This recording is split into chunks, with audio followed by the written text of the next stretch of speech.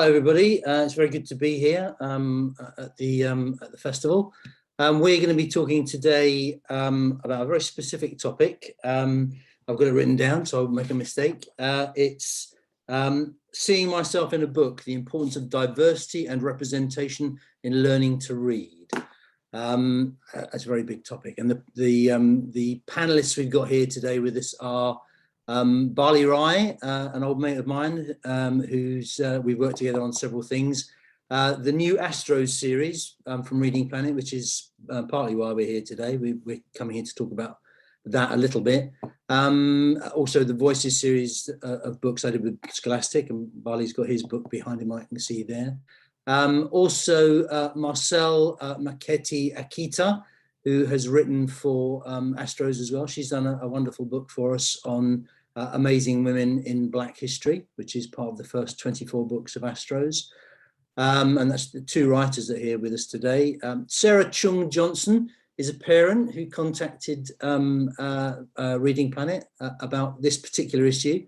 And she's here today to give us a parent's perspective. And I will let each of the panelists tell you a little bit more about themselves as well. I'm only just giving you the headlines. And finally, we've got Annie Dobby, who's a member of that amazing profession, teachers. And Annie will be giving a bit of perspective from a teacher's point of view as well. So that's who we are. I'm Tony Bradman. I've been in this business for a very long time as a writer, but also as an editor. Always had a big interest in this particular subject. But today it's for the other four people to do the talking. I'm just here to facilitate. I will try very, very hard indeed to make sure that there's some time for some questions from the audience. We do have the chat function on Zoom.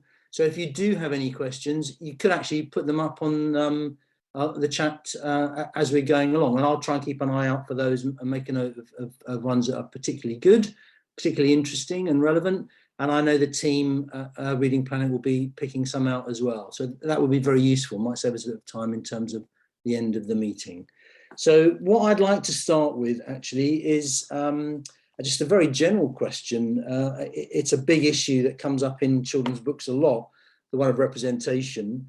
It's a very simple question, which I'm going to put to the whole panel and give you a couple of minutes to talk. I'll ask you individually. But the question is, what does actually seeing yourself in a book mean to you? So I wondered if I could start with Marcelle on that. Throw you into the deep end, Marcelle. There you go. I was really hoping you would let me go last. No, you're first.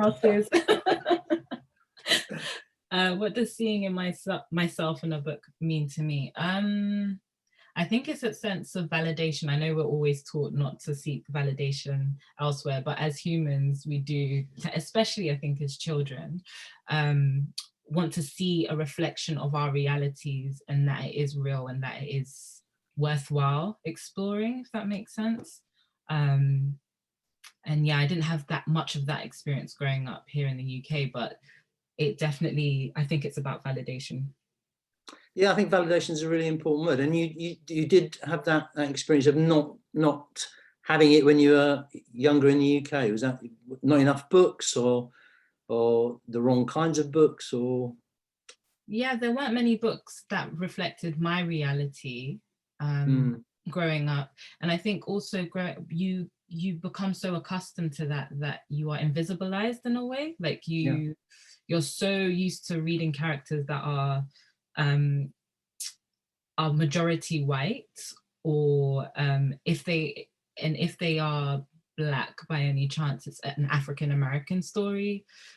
So you just get so used to that that when you then read a book that actually features like an African character or like a Black British character, it's like, oh right, yeah.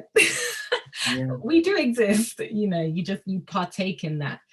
Do you think, I mean, you use the word validation, which I think is a great word, but do you think that actually affected your perception of yourself? Is it, did it mean that you felt less important because you were less represented in those books? Oh, definitely, yeah.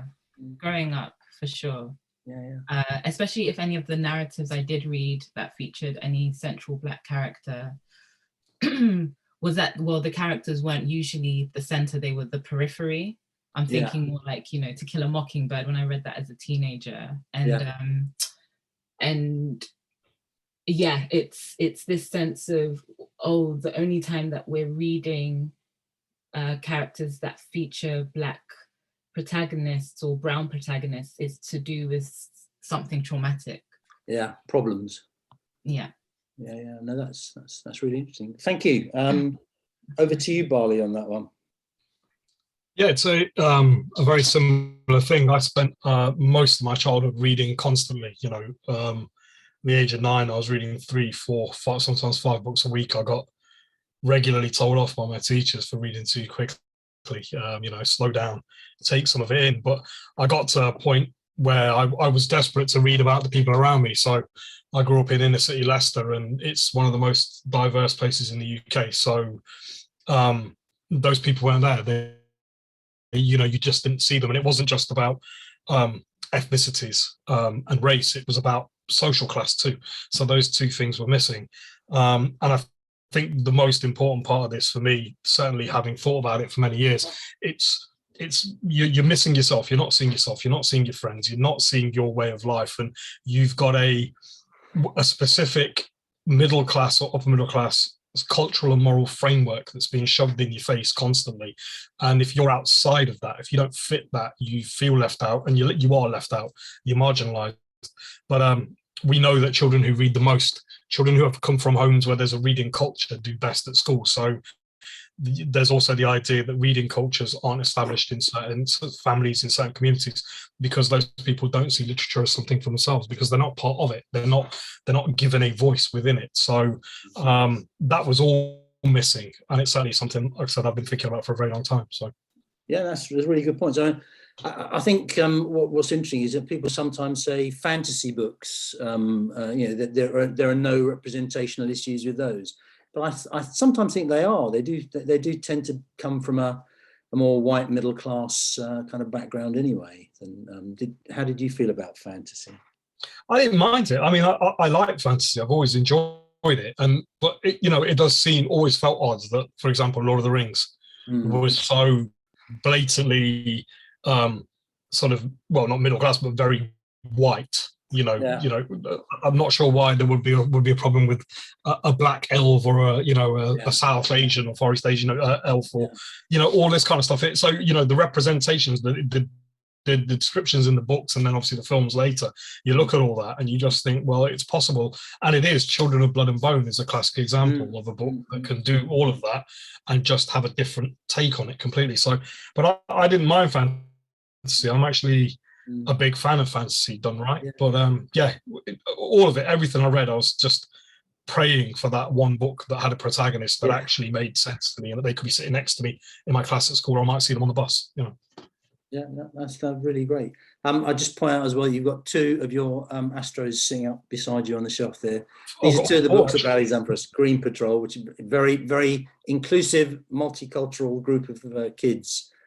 So that it was fun to work on those, I have to say. So, Sarah, do you have a view on this? Yes. So I thought maybe it'd be useful to introduce myself a little bit. Sorry, it's because I'm a bit worried about time. I'm trying to pack as much. Please do explain who you are and why you're here today. So. Yeah, I just have some bearing to the conversation I thought it might be interesting. So I'm primarily here, I'm a mum to 2 mixed race primary school children. So one is an autistic boy, and I would like to talk a little about representation for non-neurotypical children as well as a neurotypical girl. And the reason I'm on this panel is because my little girl uses the Rising Stars website for her reading, and she wanted to create a little avatar for herself. And you click in and she saw the choices and she said, none of these people look like me. And I won't lie, this made me tear up. So I tweeted this, and then marketing picked it up. So, you know, throwback to the previous session, growth, mentality, and action. Thank you for acknowledging that that's not the ideal of where you want to be, and look at fixing that. So thank you. And with another hat on, I'm also a local politician. So some of this things about what we could do is about working about how we can make things different. So in terms of seeing myself in a book, I think both Marcelle and Bali have made really great points that I won't repeat, but they're definitely my experience of growing up.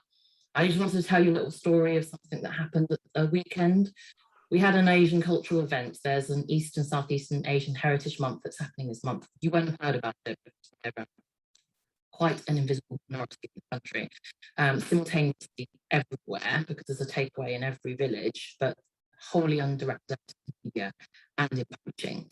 Anyway, there's a book on there where my friend Anna highlights lots of different books featuring East and Southeast Asian country characters.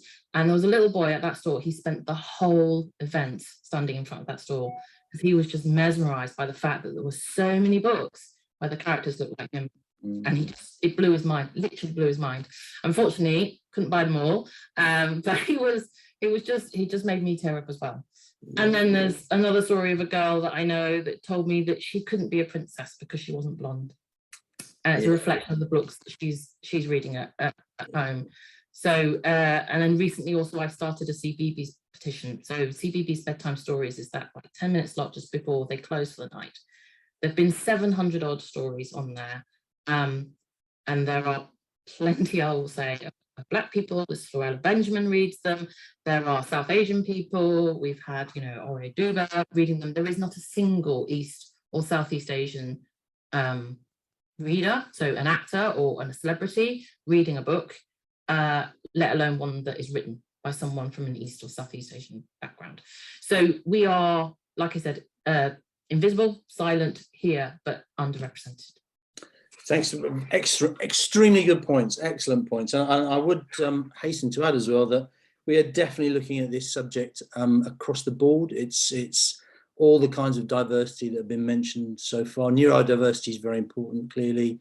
Disability, ethnicity, social class, Bali mentioned as well. I grew up, I'm white, I'm middle class, but I grew up very working class. I don't remember particularly any working class characters in children's books, and it's a bit like black and white films when I was a kid. The only working class characters were the kind of gobby cockneys or chirpy northerners. We are different, we're not all like that, So Annie, how do you approach this particular issue? Hello, so I'm a year one teacher. I work for a school called Eva Gardens, and we're a multicultural school. So when I first started at Eva Gardens, obviously I wanted high quality text for my children to read, and I surrounded them with lots and lots of books. Once I settled into teaching, it became apparent that I wasn't representing the dynamics of my classroom or society itself, and it really worried me.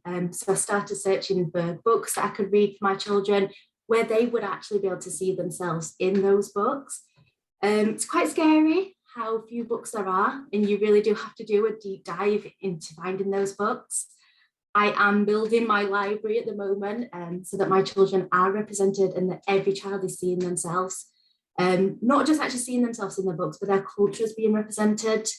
I have found some lovely books. I found a few nursery rhyme books that have been turned into, so there's one that's Raven Goldilocks and the Three Bears. It's Goldilocks and Three Pandas, and it talks to the children about Chinese New Year, which I thought was absolutely beautiful. But yeah, it's definitely become a huge issue for myself, making sure that I am surrounding my children with the right books and that they are seeing themselves, so that they do have that same experience that I had as a child, that I saw myself in those books. And I do want that for my children. I don't want them to grow up and one day say that I read princess books to them and they didn't see themselves.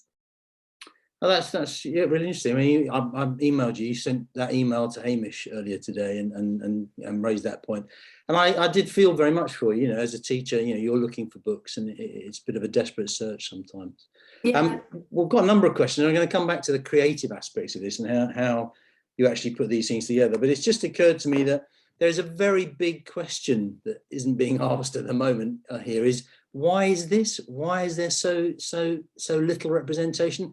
I could give you a point of view from kind of within the publishing industry. I'm sure Bali and Marcelle might have some things to say about that. But I wondered if any of the panelists had a take on why. Is it just because it's dominated by white middle class people, or is there another reason?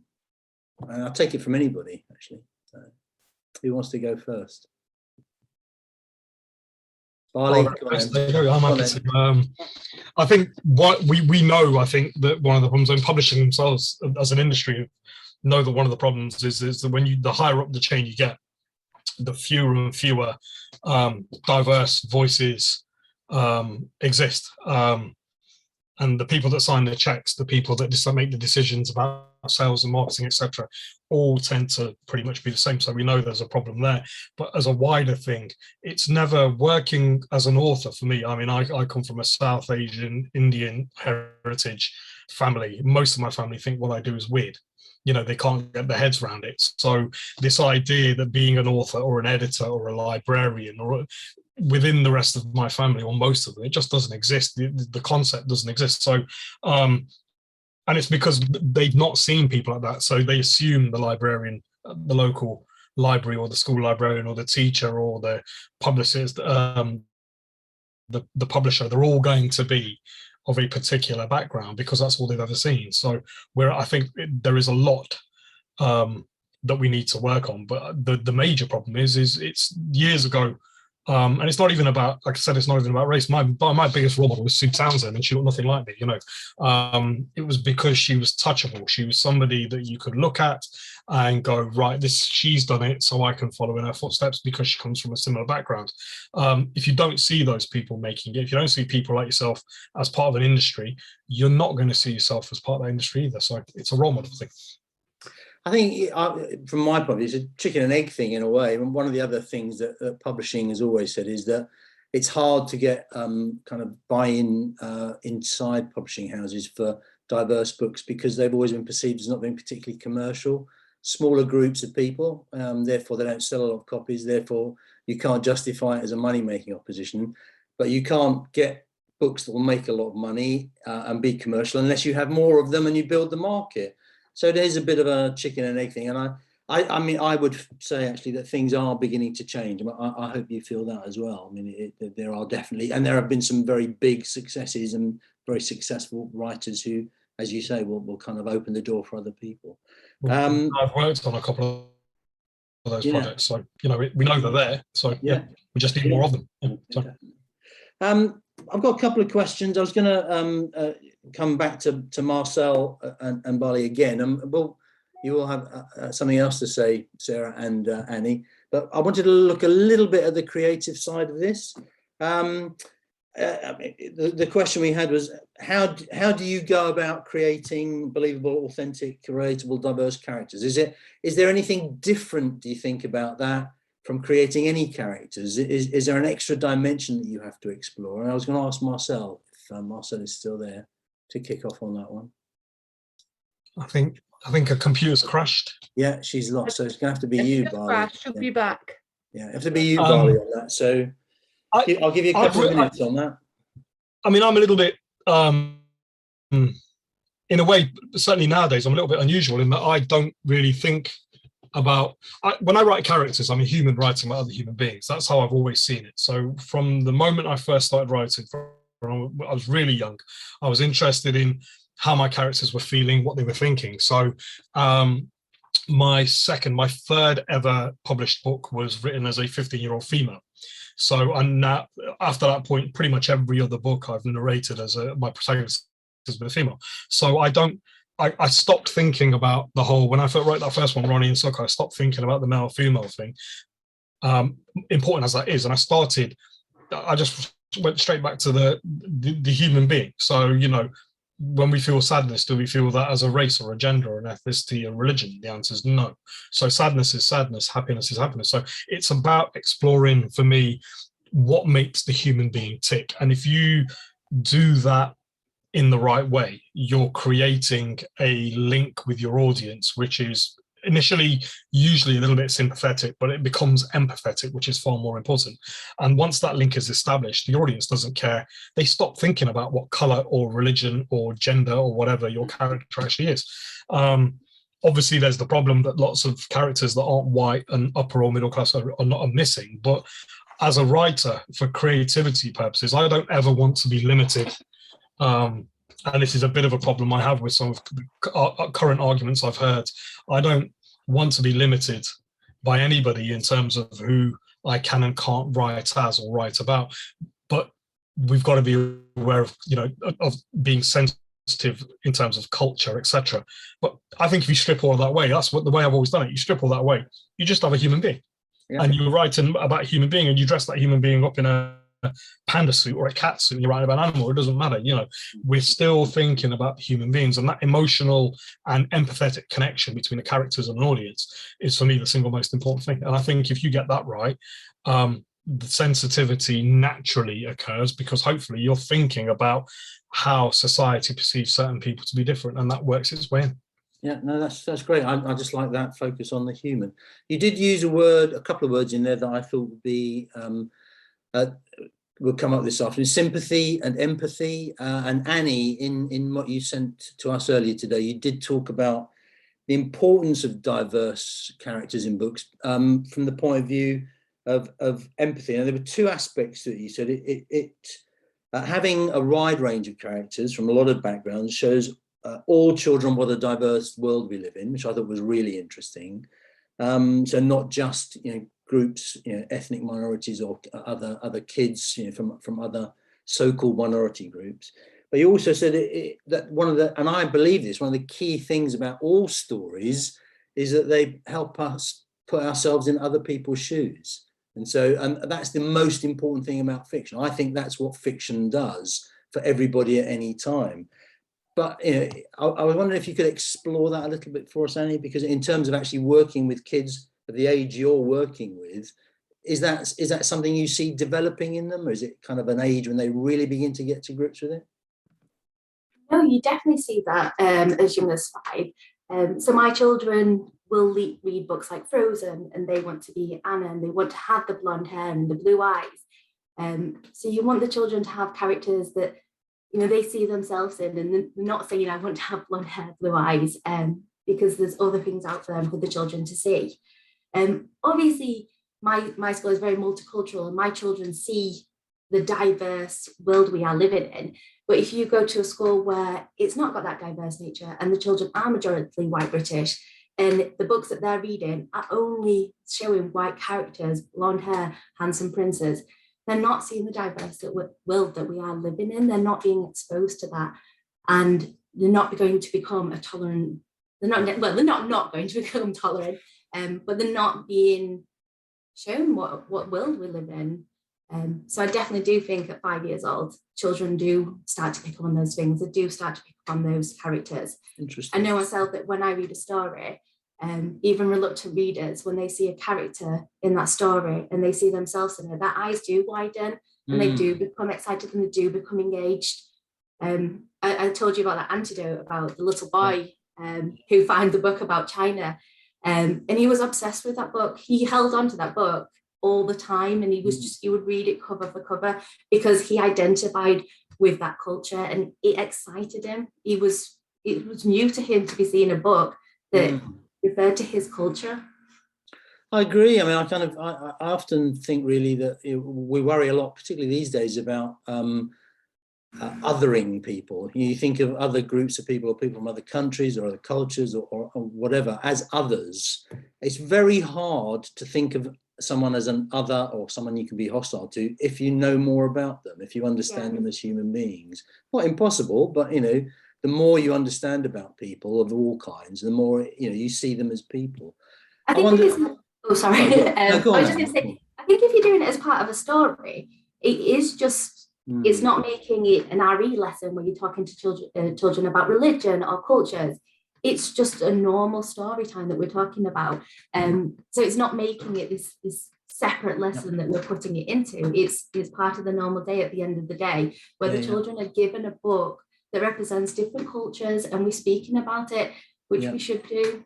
Yeah, definitely. Sarah, I wondered, how you felt. I mean, you talked very eloquently a little while ago about the impact of children encountering books and how important it is to them. So what are the major problems if they don't get those books? I think it would be a good thing to explore. Well, I think Marcelle mentioned it as well. It's just feeling invisible. It's feeling like the world doesn't reflect your own reality and the reality that you see. And I think whilst I acknowledge that it's really important that we have books that highlight the differences in culture, you know, to your own word of othering, we have to make sure that we're also reflecting everyone's everyday experiences as well. So I have 2 books on Chinese New Year in my house, but there's more to being Chinese than Chinese New Year, right? There's more to being South Asian than Diwali, and it's good to celebrate these things, but you have to be sensitive of the line that you're creating, because if I'm a white child and I'm reading this, basically those people are different because they do this New Year thing different on a different calendar. Yeah. And these guys celebrate this religion in a different way. Like, we need to just say, these children have a common set of experiences of growing up in this country that are the same as yours. They just have a different skin color to you. You know, so we have to kind of maintain that balance and not just celebrate the exotic and the things that are different, or like, oh wow, isn't this culture super interesting because it does this thing that's different.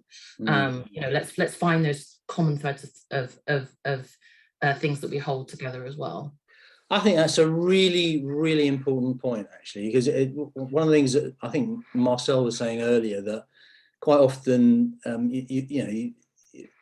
kind of other minority groups or kind of people from different backgrounds, the books that are done about them focus on problems, conflicts. You know, this is why, you know, they're having trouble. So, and I sometimes feel that there are people sort of almost just like a tick box exercise. Okay, different religion, different food, yeah, but they're fine. They're just like us. And a couple of the books I did years and years ago, I said, I'm only going to do this if these kids are absolutely bang straightforward and they just get up, go to school, have a good time, you know, not have a good time, come home.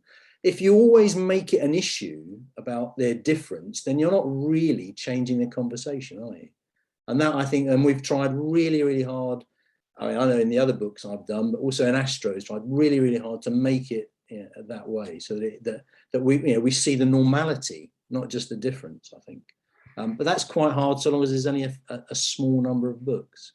I'm glad you're back with us, Marcelle, and I wondered if you wanted to join in, if you had anything else you wanted to say about this particular.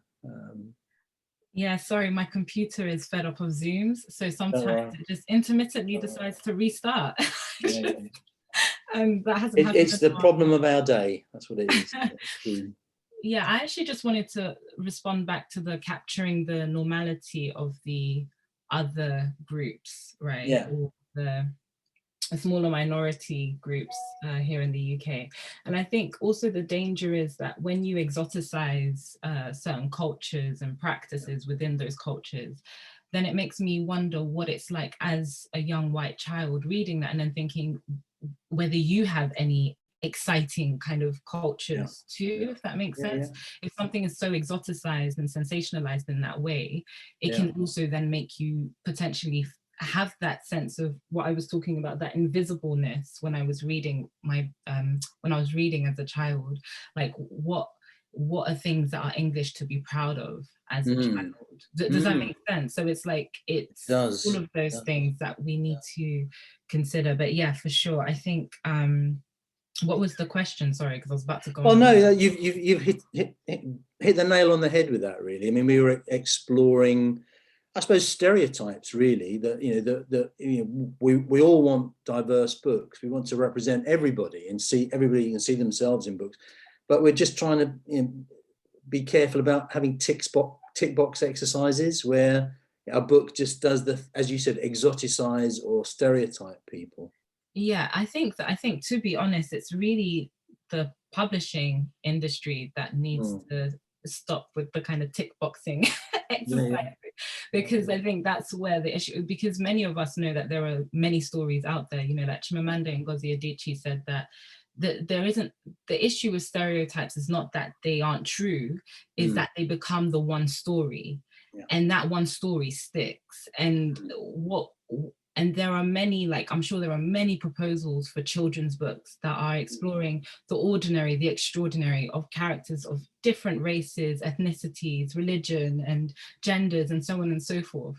But it's the gatekeepers who have to then make the decision as to, well, is this marketable? Who's going to read it? That question of who is going to read it is also really problematic at the heart of it, because there are books that I know that have gone out and there hasn't been much marketing done to support those books, or not understanding the demographics that book is targeting to then know how to market to those readers. So then it's like, oh, that book's tanked. Those groups of people clearly don't read. But actually it's like, well, if you have people in the room who understand like some of the specifics of certain demographic groups, who are then like, oh, you know, this book would, like, you know, if you're going to market to this age group or to this to this group of people, something like this might help. But if you don't have that sense of difference and diversity within those decision-making spaces, then we will continually have books that only highlight, you know, Chinese New Year, for instance, or, you know, it's just all of those things. So I think it's a lot deeper than that. And I think even though we're talking about reading, there's also something, I come from a heritage that is largely oral. So a lot of our stories, how I got to know a lot of like Ghanaian stories growing up as a child was through proverbs and storytelling. And there is also like, how do we capture that in how children are accessing stories through different means beyond reading too? And there is obviously that hierarchy of the written is more favorable. I think that's a brilliant point, Marcelle, actually. I really do. I mean, I think what I'm hearing in there in terms of, I'm going to come on to a question for the whole panel again about what more we can do, how we can improve the situation. I think the problem for publishing actually is that it's particularly children's publishing, there's a moral side to children's publishing. Kind of a lot of us are in it because we believe, you know, we need to bring great books to kids. And this is like a subset, you know, we want to bring great multicultural books for all kids, but it's a particular area that we're focusing on and worried about a little bit at the moment. But how that works with commerce, how companies perceive that they can make a living out of it or make money out of it to keep their enterprises going is the problem. So what you're actually saying about marketing to specific groups is really interesting, but kind of the decision for a publisher would be, well, are we going to be able to cover our costs and make a little bit of money out of that? So I think sometimes people are a bit hard on publishers because actually, you know, the moral side seems far more important than the commercial side. But unless you can make the two work together, it's very hard for publishers to do that work. And I think that they're trying as much as they can. Certainly we have with this project. Which kind of brings me to the point about, it's really, what I'd like to do is get you to do a minute or so on each of you on this question, so we can open it up to see if there's any questions from anybody else. But it's what more can we do in our world, and I'm talking about us as publishers, writers, editors, teachers, parents, supporters. What more can we do to make this situation as good as it can be for all children? So do you want me to pick you out and go through? That would be the easiest one, wouldn't it? Let's do Sarah first on this one. I'll just make it quick. For me, there was a study, I think, recently in The Guardian, might have been last year now, about the numbers of animals that are in books as opposed to diverse characters, right?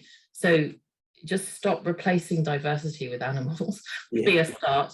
And also, I just think you're just question yourself that really diversity doesn't need to be, it should be inclusivity is what we're talking about, right? So if I'm going to use a media example, Killing Eve was a powerful piece because Eve could have been any person. She just happened to be played by Sandra Oh. She didn't need to be played by Sandra Oh. Nothing in her character said it needs to be a Korean American, right? And those are the books that we should be.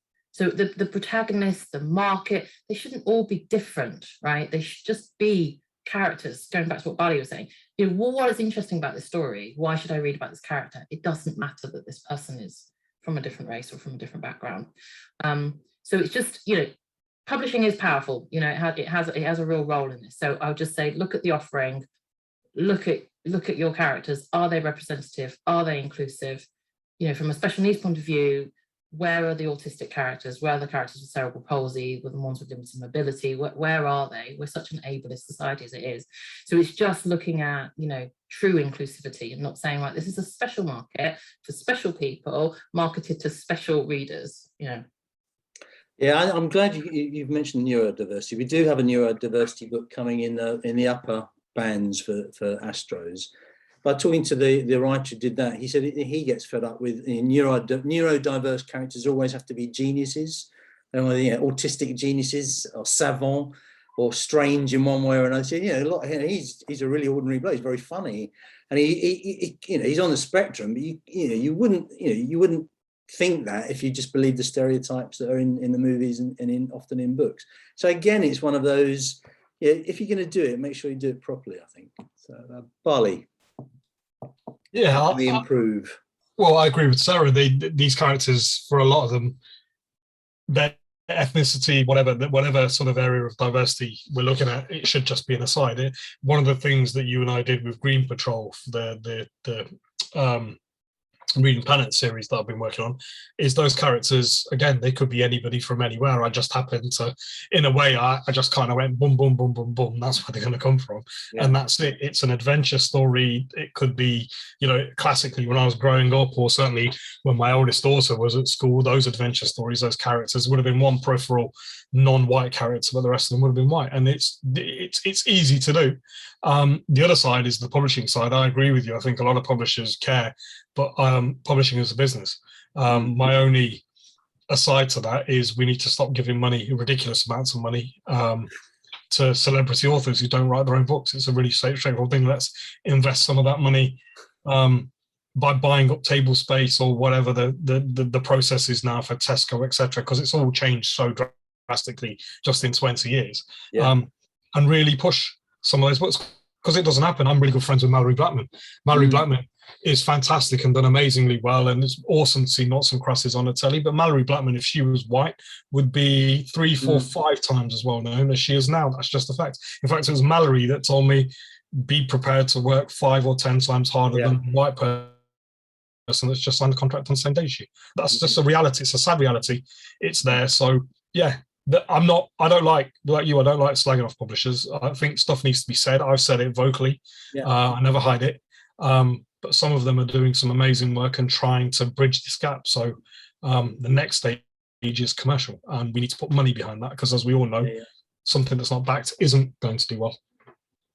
I get a little sense that we might be a tipping point commercially, because things have done well. Mallory is a really good example, to get that story on the telly. And if you know anything about Mallory, she's got loads of stories about how she would turn up to do a school visit or a library visit, and someone would say, assume that she was, like the chauffeur or the taxi driver, or not the author, because she was black. And she always said that when she started out, that she put black characters in books, but didn't want to make a big thing out of it, and was very wary actually of writing a book that was specifically about race. And then when she did do it, she took a really clever and original way of doing it by switching things around. So, thinking of all the things that people have to do to get their work through.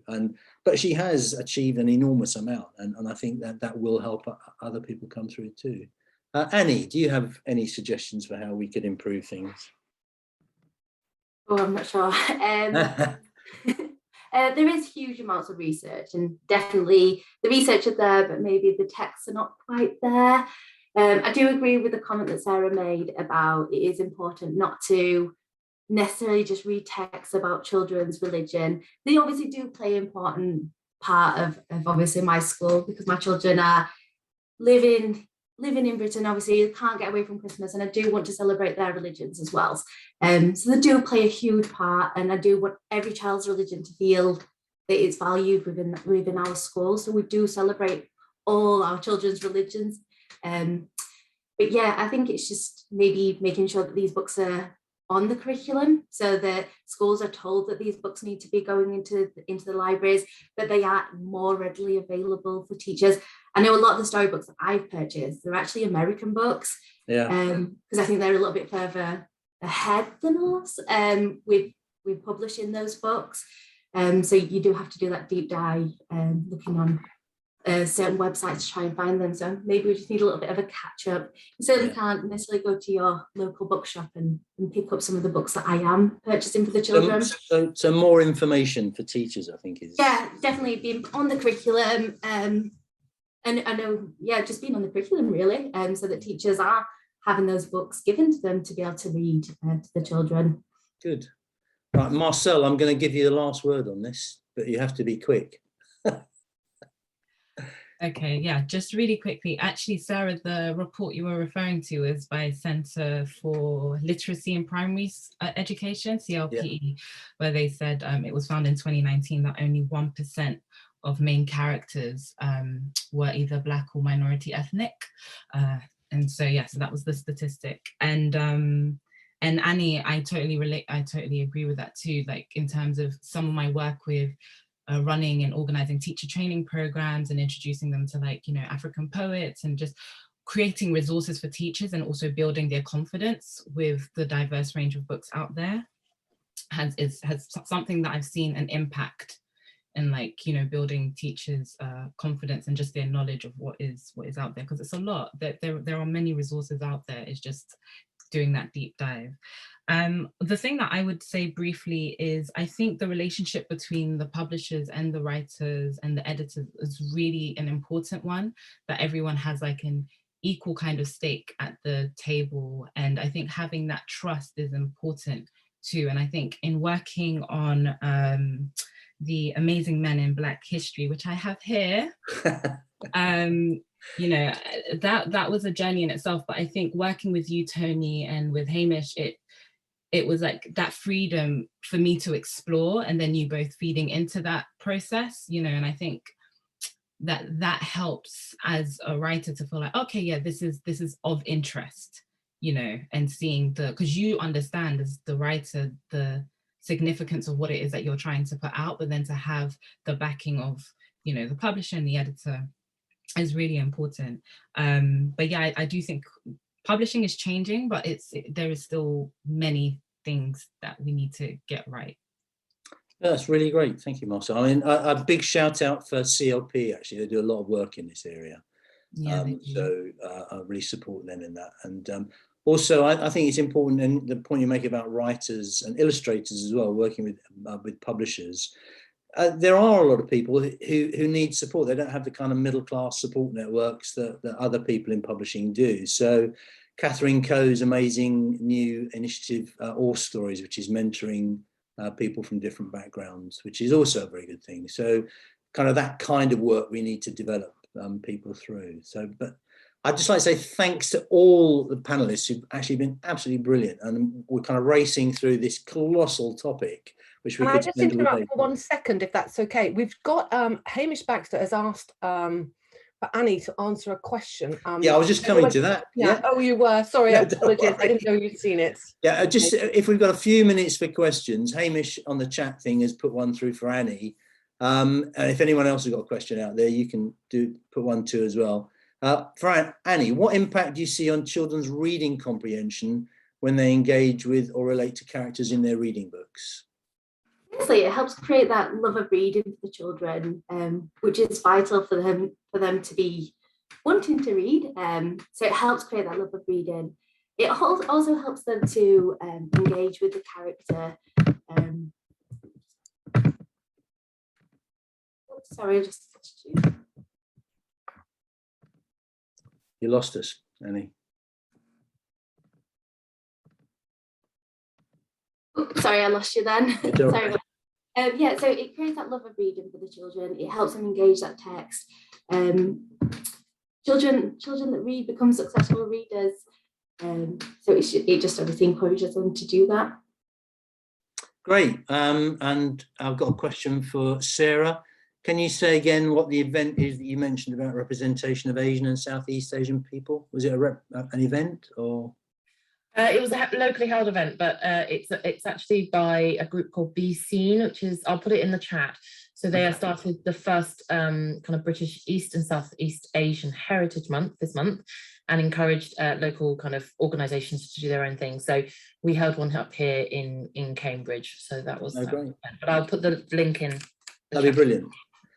That'd be really good. I mean, I think what's interesting actually is that having done quite a lot of editing now and working on various series, there's a huge amount of, I was going to say ignorance, but I'll say lack of information in the white English population about the differences between East Asian and South Asian. People tend to get lumped together as just Asian or other groups. It's that thing as well about African. Everybody is African, but they don't understand Africa runs from Egypt to a long way further south and east and west. So I would say that to improve things, we could do with a lot more in the curriculum about the world and the way it works, and the variety,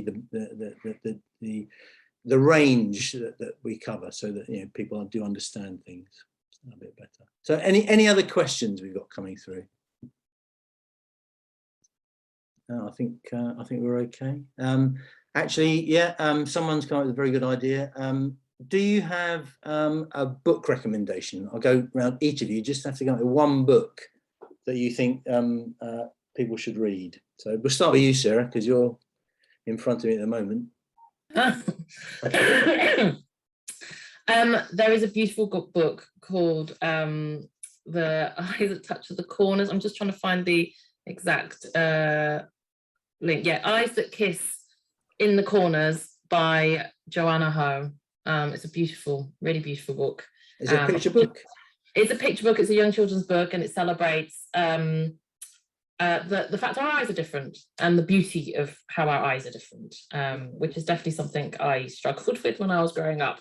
So it felt quite a personal book for me, to be honest. But it was just, it's a really beautiful book, and it's not about Chinese New Year. It's not about, it's celebrating all these different things. It's just like, this is this girl's ordinary life, and her mum and her grandma are just telling her how special she is.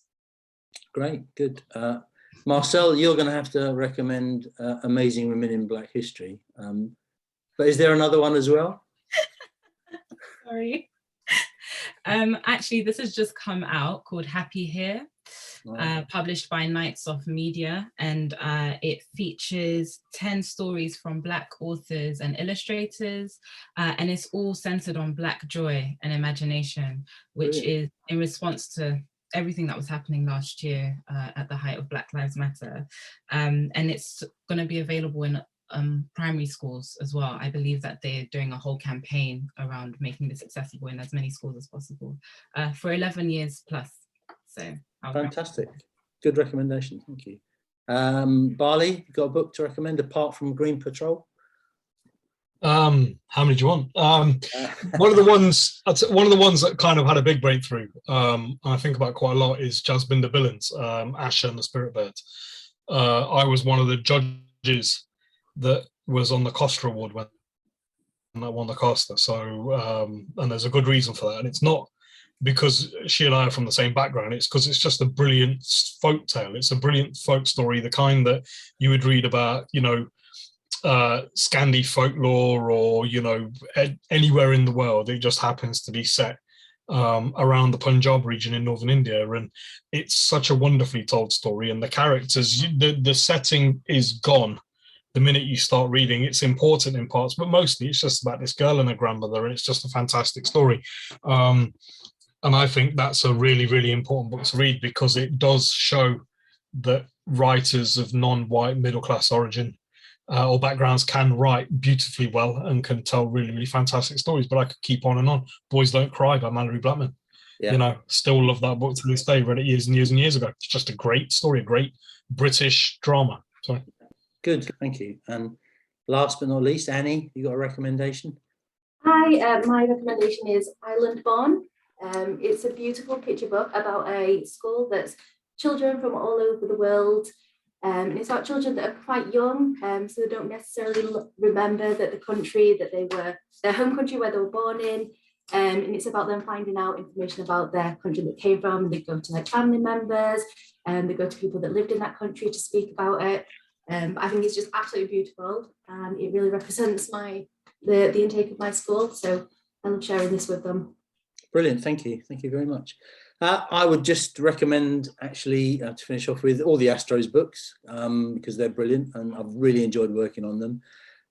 They've been terrific. It's been a really good experience. One other book I'd recommend is I edited the Voices series. I worked on a book with a little known author called Benjamin Zephaniah, very quiet man. It's over there. I'm not going to go over and get it. It's called Windrush Child, but it's a brilliant book, but I would recommend that. That's kind of top junior. But thanks everybody for that absolute mad canter through an interesting, fascinating subject. You all did brilliantly. You were very, very articulate, and I'm pretty sure that everybody got a lot out of that today. So thank you very much. Thank you. Thank you.